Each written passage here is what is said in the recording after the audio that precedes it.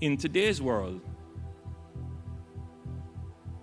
you require disruption of systems for there to be innovation and new opportunities.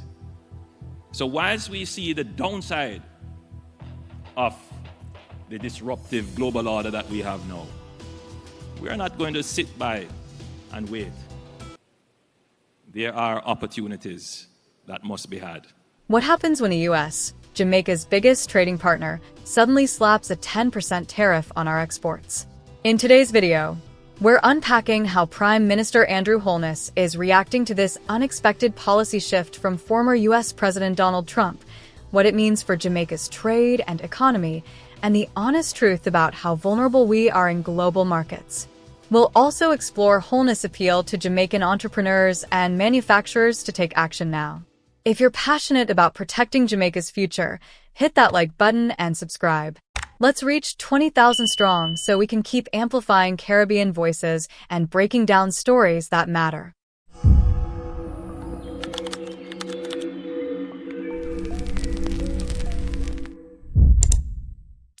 Segment 1. The Trump Tariff Hits. According to data from Jamaica Promotions Corporation, JAMPRO, nearly 90% of Jamaican exports to the U.S. currently enjoy preferential treatment, thanks to agreements like the Caribbean Basin Initiative, CBI. This initiative aimed to boost the economic development and export diversification of countries in the Caribbean Basin. It came into effect on January 1, 1984, and has been a key part of U.S. economic relations with its neighbors in the region ever since. But here's the twist. Jamaica hasn't yet received official word on how this new tariff will be implemented, or if it will override those existing agreements. While the government of Jamaica has not yet received formal notification on the precise implementation procedures, including whether these new tariffs will override existing CBI provisions, we are actively engaging with the United States Trade Representative and other relevant authorities to seek urgent clarification. That means everything from our rum, coffee, bauxite to processed food products could be affected. Prime Minister Andrew Holness addressed this head-on at the recent YEXPO Jamaica 2025 opening ceremony hosted at the National Indoor Sports Center. He acknowledged the uncertainty around the specifics of the tariff and revealed that the Jamaican government is actively engaging U.S. trade officials to seek urgent clarification. In the meantime, Holness promised that a detailed technical assessment is underway to determine which Jamaican products are at risk and which ones may be exempt. He noted that preliminary data suggests some top exports may fall under exempt categories, but nothing is guaranteed. The government is moving swiftly to expand and confirm any exemptions possible before the policy is locked in. We are actively engaging with the United States Trade Representative and other relevant authorities to seek urgent clarification. We are also conducting a detailed technical assessment in collaboration with relevant ministries and agencies to fully understand the scope of these tariffs and their implications for Jamaica's trade and industrial policy. Segment 3. The Push for Market Diversification. Holness isn't just reacting, he's challenging Jamaica's entire trade outlook. His message to local businesses was clear. Seek new markets. Don't wait for the storm to hit. In other words, this is a wake-up call for Jamaican exporters to start building ties with Latin America, Africa, the EU, and CARICOM, regions where trade opportunities are still underutilized. And he's not wrong. So to our manufacturers, before I say that,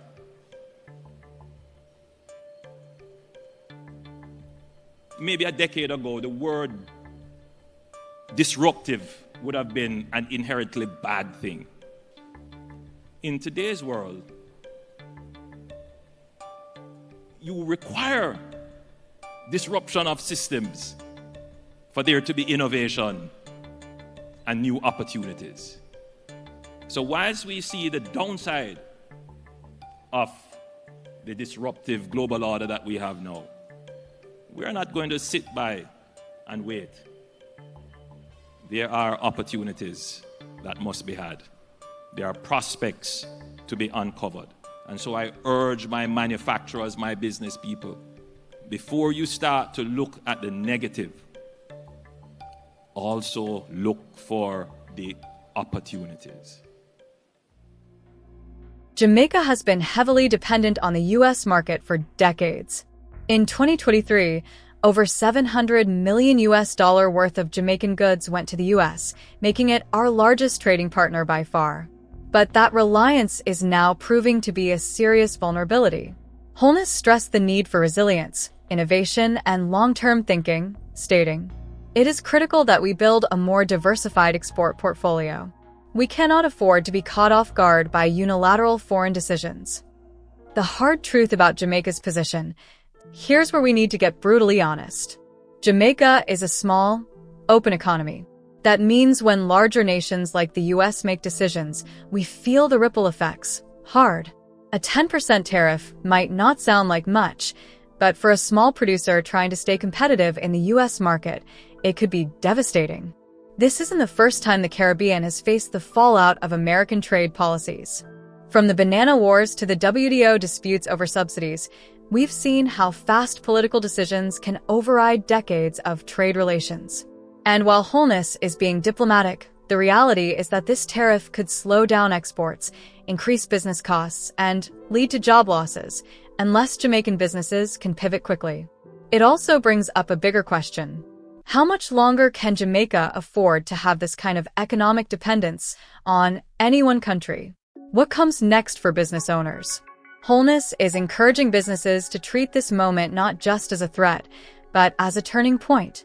He's calling on Jamaican producers to start investing in compliance, international marketing, logistics partnerships, and export readiness, because navigating new markets won't be easy. He's also encouraging local manufacturers to increase value-added production, which means not just exporting raw goods like coffee beans, but roasted, branded Jamaican coffee ready for shelves in Paris, Berlin, or Nairobi. Government agencies like JAMPRO and the Ministry of Industry and Commerce are already launching targeted outreach programs to connect exporters with new opportunities. But Holness made it clear, this has to be a public-private effort. The time to move is now. This Trump tariff may just be the beginning of more economic shifts to come, and Jamaica needs to stay ahead of the curve. Let's keep the conversation going. Should Jamaica push harder to diversify away from the US? Or double down and fight for exemptions? Drop your thoughts in the comments. Don't forget to like, share, and hit that subscribe button. Help us hit our 20,000 subscriber goal so we can keep bringing Caribbean news to the forefront. Stay informed. Stay powerful. One love.